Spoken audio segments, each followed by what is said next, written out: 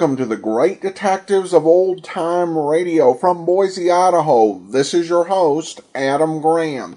If you have a comment, send it to me, box13 at greatdetectives.net. Follow us on Twitter at Radio Detectives and become one of our friends on Facebook. Facebook.com/Radio Detectives. Well, before we do get started, I do want to let you know the program is brought to you by the financial support of our listeners.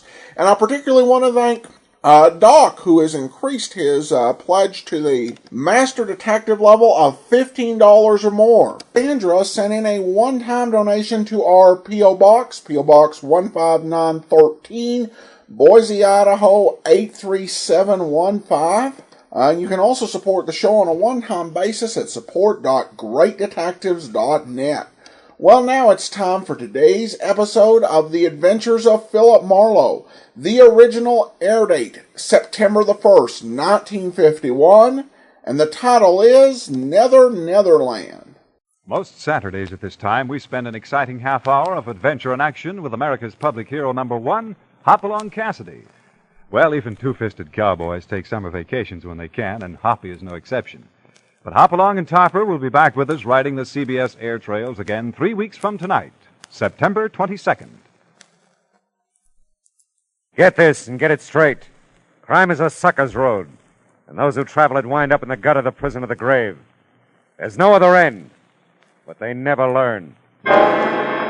From the pen of Raymond Chandler, outstanding author of crime fiction, comes his most famous character in The Adventures of Philip Marlowe.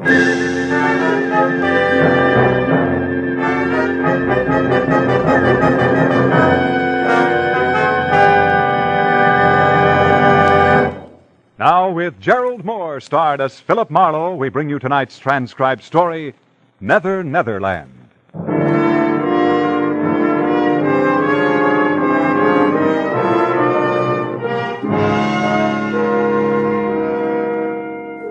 There are times when life makes no sense at all. When confusion is the keynote and all we do is run in ever-tightening circles. The 1 and 1 is 2 school is closed and nothing comes out even. In the 30 hours just past, I'd wrapped up a case and considerable of my youthful zest along with it. I was bone-tired. When I reached my apartment, sank deep into my bed. It wasn't so much to sleep, but to die a little. And I was not long dead.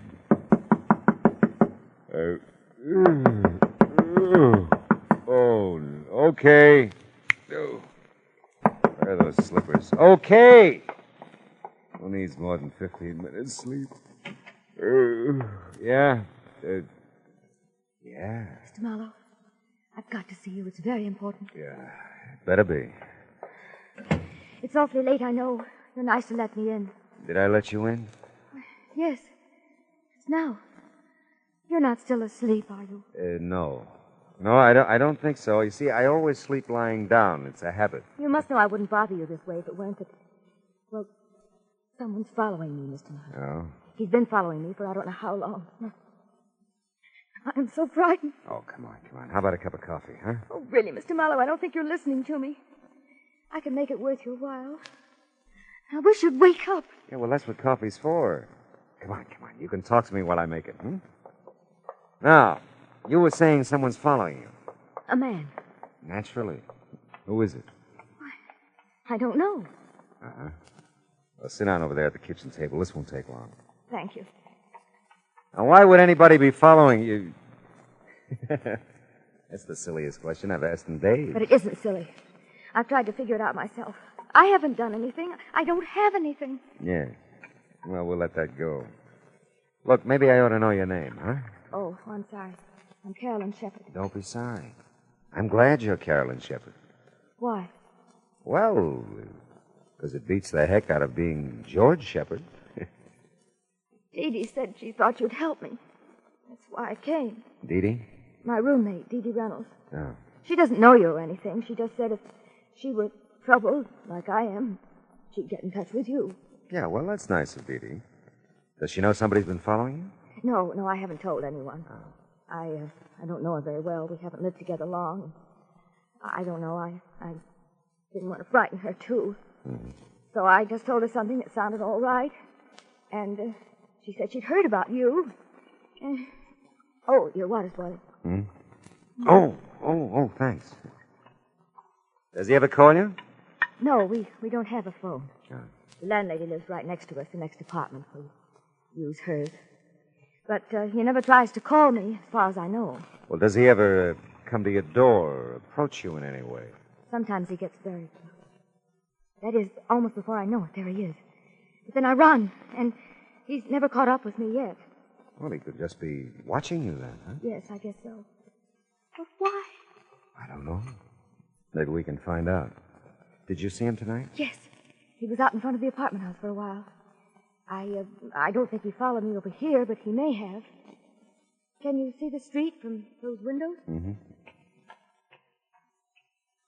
See anything? No, nothing. Oh, Mr. Marlowe, what will I do? Well, right now, honey, you'll have a cup of coffee. I'll take a quick shower and a shave, and then we'll... He might come. Oh, the doors are locked. If you hear anything, just bang on the bathroom door. You won't be long. No. Sure not. Be back before you know it. It was now 2:30 in the morning. Although I was still gray and half dead inside, my eyes found a new reason for being wide open. Carolyn Shepard was not just an attractive girl. She was slightly sensational. Statuesque would be the term. She was almost shoulder height with ash blonde, long hair. Her smoky blue eyes were half wild with fear and searching. But there were promises in them. And her figure was the kind that you didn't mention in polite society. How's the coffee coming, Carolyn? Carolyn? Hey, where'd you go? Oh, come on, the coffee couldn't be that bad. Carolyn! That's the craziest thing I ever heard of. The door was locked, all right. Funny, she's gone. Carolyn! Hello. Oh, hi, Simon. You lose something, Mr. Marlowe? Something named Carolyn? Yeah, it looks like it. You didn't see her out in the hall by any chance, I huh? don't believe I did, Miss Scott. I've noticed her. I'm not so sure. You all ran out on you, huh? Mm-hmm. Well, are you dog? Oh, yeah, sure. Oh, where'd you go? Oh, there. What's out the window? Thought she might still be down on the street. Who? Carolyn. Oh, ran out on you. You said that. What did you do? Huh? You'll never believe Oh, this. come on, now tell me now. What did you do? I took a shower. You took a shower? Oh, ran out on you.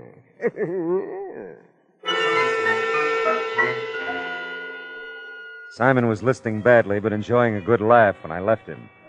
Back inside the apartment, I reached for a cigarette and a few conclusions. Her name was Carolyn Shepard. Someone was following her. She'd been here, and she was gone. That's all I knew. I looked at the clock, 2:45. I remember the coffee I'd made, started to the kitchen to get a cup when my foot and eye caught something at the same time. It was a billfold. The driver's license said Carolyn Shepard, and it gave a Yucca address, apartment 3. Physical description didn't do her justice. But it heightened my memory, and I was there in no time.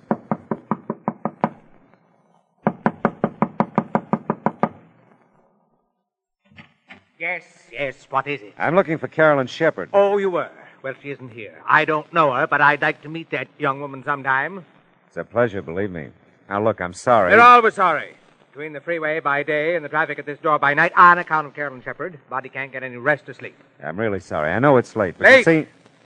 I can't imagine what kind of a person she is, that men can knock on her door, or any door they think is hers at all hours. I'm not going to stand for it. I'm going to move. And someday I'll meet this young Shepard person, and I'll give her a good thrashing. You do that, but just tell me one thing. I'll tell you nothing. How long have you lived here? 6 weeks. 6 of the most miserable weeks of my life. Thanks. Very much. My goodness, what's going on out here? I guess I have the wrong address. I didn't mean to wake everybody up. Why, you didn't wake me up. Just Mr. Norton, I guess. I guess it's insomnia. I just practically never sleep nights. You ought to get together with Mr. Norton. He tells me he has the same kind of trouble. He isn't a very pleasant old gentleman, is he? No. Oh, my. I guess I should introduce myself. I'm Hester Hutchison. I'm the manager of the building. Oh, well, maybe you can help me then. I'm trying to locate Carolyn Shepard. This is the only address I've got for her. Oh, I'm sorry. You're sorry? Carolyn did live here, but she moved about 6 weeks ago. And for some reason or other, I never understood really, she didn't want to leave any forwarding address. I see. Well, thanks, Miss Hutchinson. Oh, not at all, not at all. I hope I didn't disturb you, really. Oh, my goodness, no. As I said, I'm sort of given to this insomnia or whatever it is. Well, as a matter of fact, I just baked a coffee cake. Sounds silly, I know. But I get some of my best ideas at night. And tonight it was coffee cake. Coffee cake, huh? If you'd care for some, I'd be, you'd just be more than welcome. Oh, that's nice, Miss Hutchinson. But you see, I get some of my best ideas at night, too, and I got one right now. About going home to bed.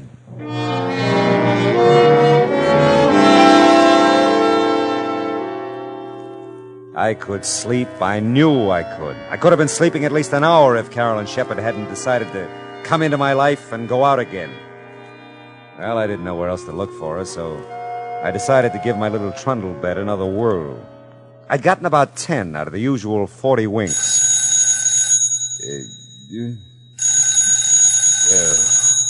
Oh, no. Yeah? Mr. Marlowe? I think so. I'm Dee Dee Reynolds, Mr. Marlowe. Well, that's swell, I guess she isn't, but is Carolyn Shepard still there? No, she is... Who'd you say this was? I'm her roommate, Dee Dee Reynolds. She hasn't come home, Mr. Marlowe. I'm so worried. I came next door to phone. Has she been gone long? Yes, she has. Now, look, Dee Dee... Oh, I was afraid of that. Oh, Mr. Marlowe, something's happened. Wait a minute. What's happened? I just know she's been killed. Easy. Listen to me, will you? Poor Carol. Dee Dee. Carol. Listen, Dee Dee, where do you live? Dee Dee. Oh, fine.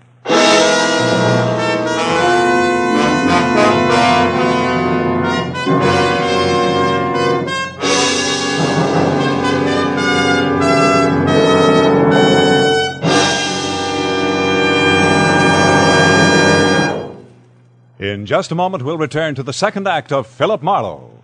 But first, James Fassett brings you the second part of his two-program series of Holland Music Festival selections, along with a few colorful words about the music, customs, and people of Holland as he observed them. That's on your invitation to music tomorrow afternoon on most of these same CBS radio stations. Listen to tomorrow for your string serenade featuring Jerry Windsor with his singing strings in Music All America Loves. Now with our star, Gerald Moore, the second act of Philip Marlowe, and tonight's story, Nether, Netherland.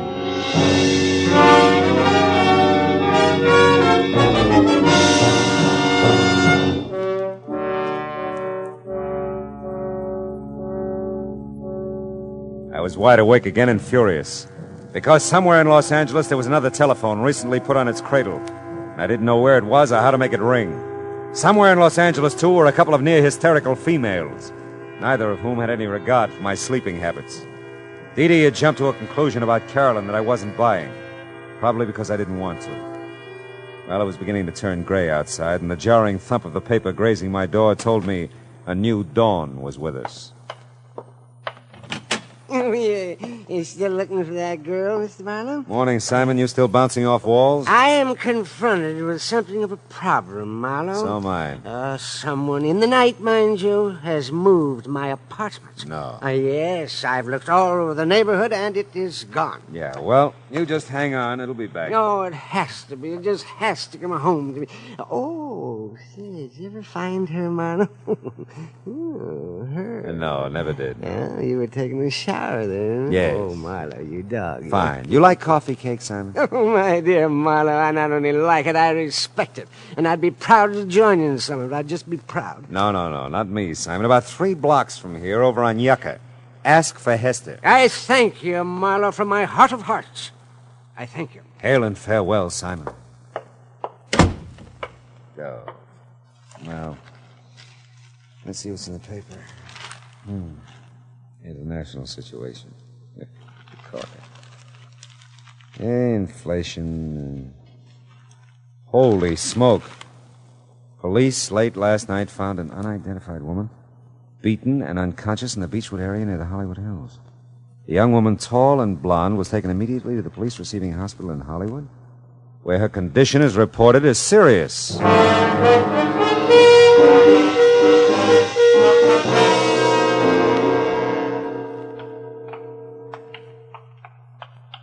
She fits the description of that Shepherd girl's driver's license all right, Mr. Marlowe. She's pretty banged up, though. Might be tough to identify her. Yeah, what time did they find her? About 3 o'clock this morning, I think. Mm-hmm. We were figuring robbery, since her wallet and most of the stuff in her purse is missing. Oh, here we are. Oh. Yeah, she's still out. Pretty doped up, I guess, huh? Yeah.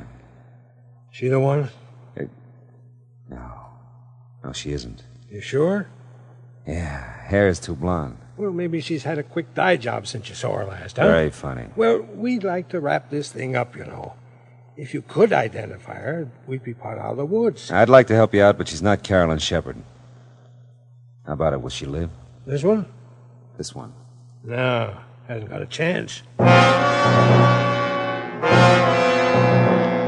You get that way, I guess, watching the inhuman parade of human stretcher cases into a police hospital. I wouldn't have his job. The sunlight was fresh and warm outside, and the coffee I got at the Three Stool joint next door was neither. The now you're sleeping, now you're not routine of the night before hadn't exactly made me razor sharp. But by now I was alert enough to study Carolyn's wallet a little more intently. There was $12 in it, and stashed in with the bills a book of check stubs on a Hollywood bank. Don't let anyone tell you that banks don't open till 10 o'clock. If you make like breaking down a glass door, they'll let you in.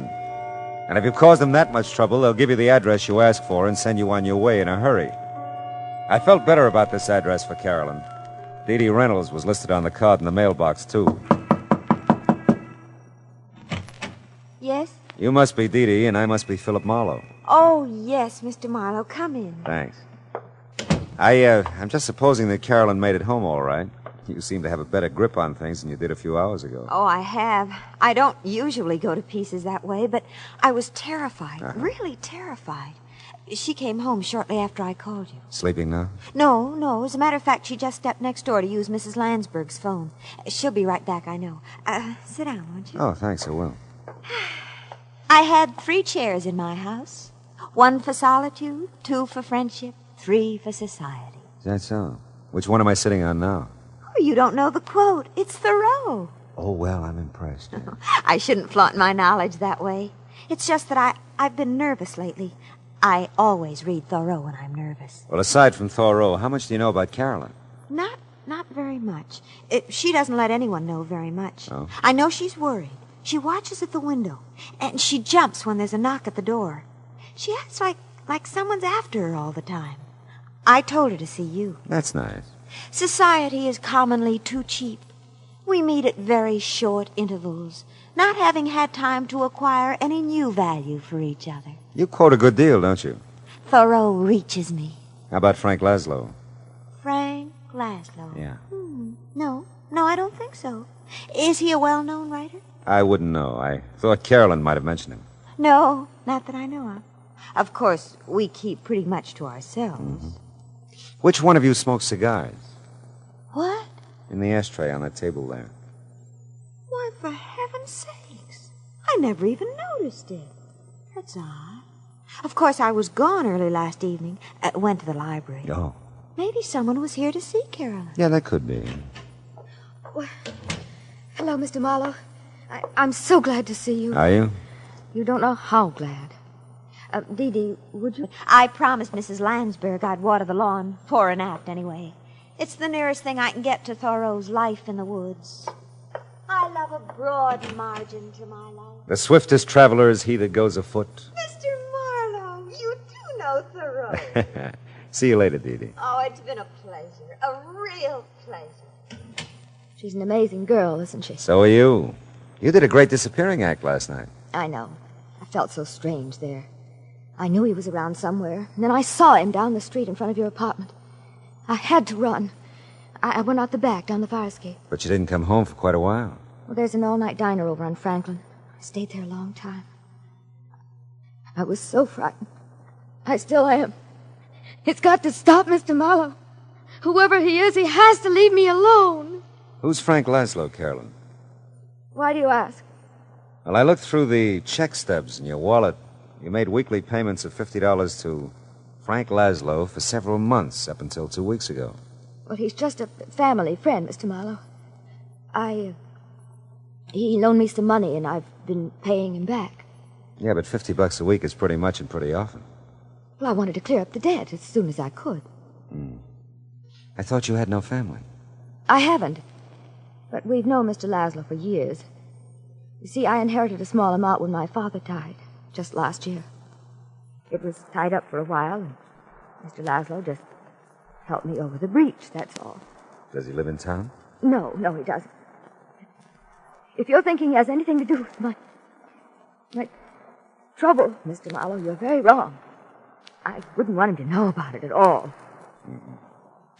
You know, Carolyn, you never described this guy who's been following you. You know, I wouldn't even know what kind of a fellow to look for.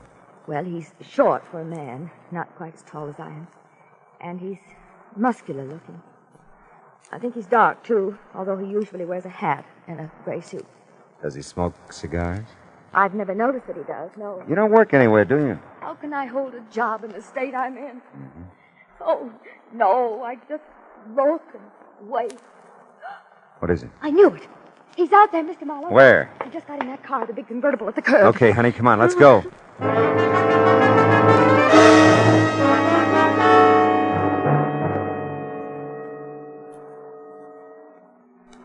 He must know we're following him, the way he's driving. Yeah, he can lose us with that job, too. Those babies can really take off. Look, he's moving over into the right lane. Probably going to turn. Well, we're going with him. Hang on, honey. We can't lose him. We can't. We won't. He's pulling into that parking lot.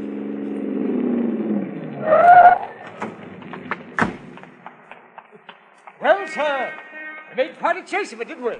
Yeah, we did. Get out of that car. I was just about to... You know, you really shouldn't try to keep up with a car like mine. I was just toying with you that time. Now, if you want to make a real race of it... Now, wait a minute. How tall are you? Oh, I'm quite tall, really. 6'7" in my stocking feet. How tall are you? It doesn't matter. Why, what's the matter, young lady? She'll be all right. She's just a little disappointed. Come on, honey. No. You mustn't take it so seriously, young lady. Your companion here made a good race of it, considering he was up against great odds. Yeah, thanks. Mr. Oldfield. Pius Oldfield. Yeah, well, thanks.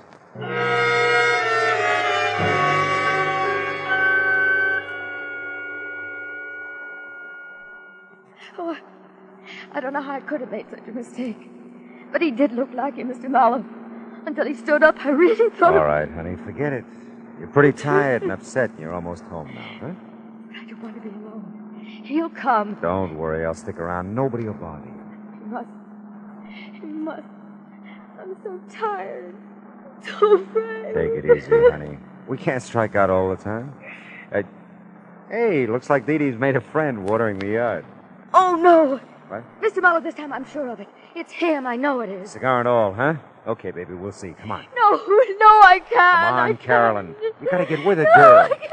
Dee Dee, give me a hand, will you? Carolyn, what's wrong? She's pretty upset. Take her in the apartment, will you? Oh, sure, I will. Who's the guy with the cigar? Well, he didn't say. He asked for Carolyn. Okay. Hey, you! Hold it! I don't think so, buddy. I said hold it or I'll ram that cigar down your throat. You don't look so tough. That's how I fool them. Mr. Marlowe, are you hurt? No, go back to Carolyn. Get her in the apartment. Well, she's in Mrs. Lansbury's. She's not making much sense either, just Nothing's crying making and any mumbling sense. things. Oh, he's really out cold. Yeah, now look, take a look in there. His auto registration. Read it to me. Oh, let's see. Frank Laszlo, Uh-huh. something, Kling Street, Barstow, California. I thought so. Did you? Never mind. Go back with Carolyn now and stay with her. If she says anything, memorize it like you do with Thoreau. But where are you taking Where him? I hope he belongs. I'll be right back.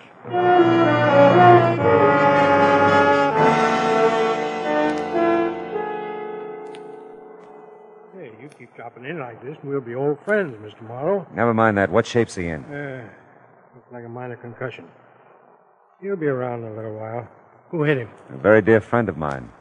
Look, keep him here, will you, and keep an eye on him. I'll be back maybe with another customer for you. Hey, we'll make you a rate. And you can save us both some time if you get one of the boys at the station to call Barstow. Find out anything they can about Frank Laszlo and a girl named Carolyn Shepard. You can reach me at the Landsberg phone number I looked up on Cherokee.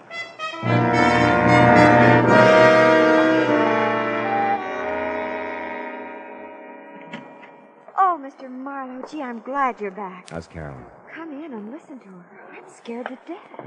I used to remember mail, a check to the bar stove. I must remember. That mail check. Got so much to forget, too. Forget and remember. It's been going on like that ever since you left. Yeah. What does it mean? I don't know for sure yet. Steve, you can't be everywhere. Everywhere I look, you can't be anywhere. You're dead, Steve. Don't you know you're dead? Take it easy, Carolyn. Easy. Oh, that's Mrs. Lansford's phone. I told her I'd answer it while she was out. Go ahead. It could be for me. Okay. Carolyn, you're okay. Who are you? No. Steve. It can't be you, Steve. You're dead. I'm not Steve, Carolyn. Steve, you're dead. Don't you remember, Steve? I killed you. But you won't go away. You won't go away. It's for you, Mr. Marlowe. It's the police. Yeah, I know. I'll get it. She's... What's wrong with her, Mr. Marlowe? She fainted. She'll be okay. Yeah. She'll leave Mrs. Landsberg's door open? Oh, sure. Phone's right there in her living room. Thanks.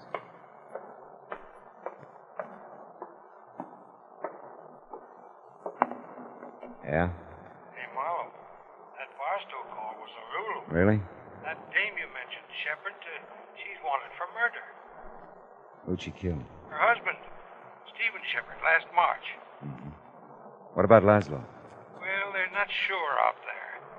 He was questioned at the time, but they couldn't get anything on him. The dame apparently just vanished until now. Mm-hmm.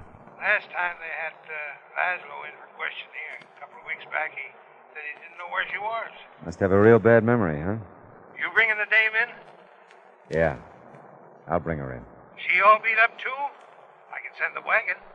No. I'll bring her. Just keep a straitjacket handy.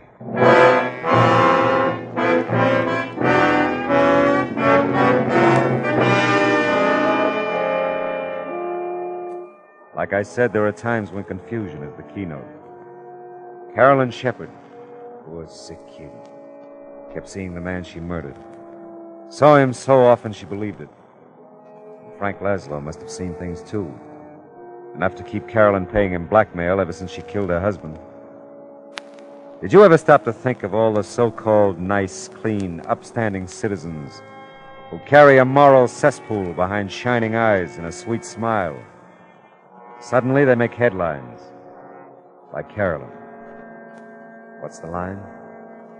For murder, though it hath no tongue, will speak with most miraculous organ.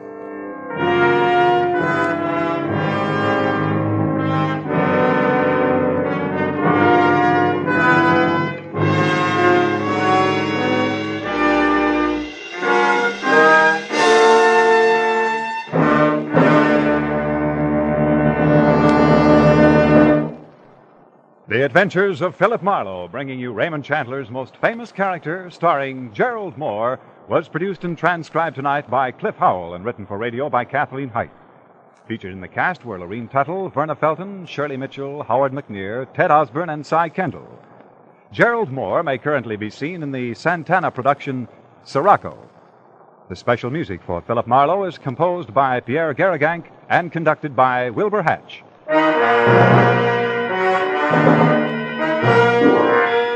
Be sure to listen next week at the same time when Philip Marlowe says... This time my plans for a fishing trip got caught in the line of a beautiful girl who didn't know upstream from downstream. I was in deep water for a while, but I finally caught my limit by using a special kind of bait.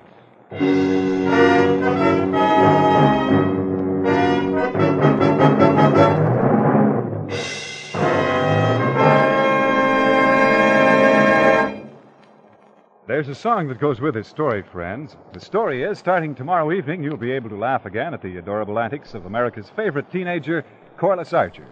Her boyfriend Dexter returns from vacation, too. So does her whole family. All of which means more Sunday night fun for your whole family when you meet Corliss Archer Sunday nights on most of these same CBS radio stations. We said a song went with this story, didn't we? Well, here it is. CBS. B. For the best. F. Yes, yes, yes. The star's address is CBS.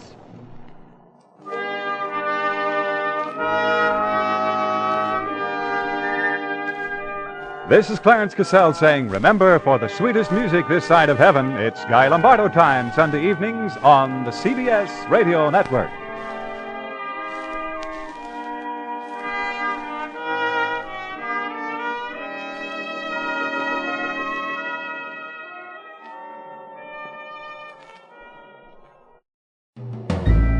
This is Andrea J. Graham, author of the Web Surfer series. Oh, and a Madam's Wife. You're listening to the Great Detectives of Old Time Radio.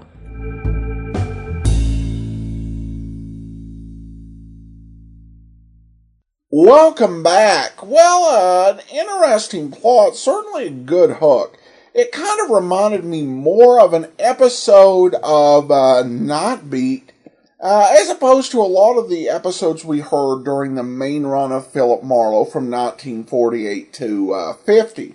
And I thought that way about a couple different episodes in this run.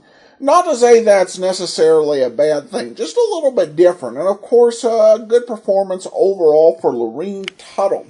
Alright, well, listener comments and feedback, and a very nice note. From Sandy says, really enjoy your old-time radio programs and your comments about the episodes. Thanks so much. I appreciate your comment and also the support. Alright, well, that will actually do it for today.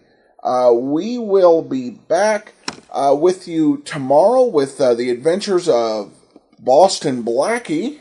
And then next Monday, for those of you who love hard-boiled private eyes, you'll want to be sure and check out an all-new version of Michael Shane. In the meantime, send your comments to box13 at greatdetectives.net. Follow us on Twitter at Radio Detectives, and become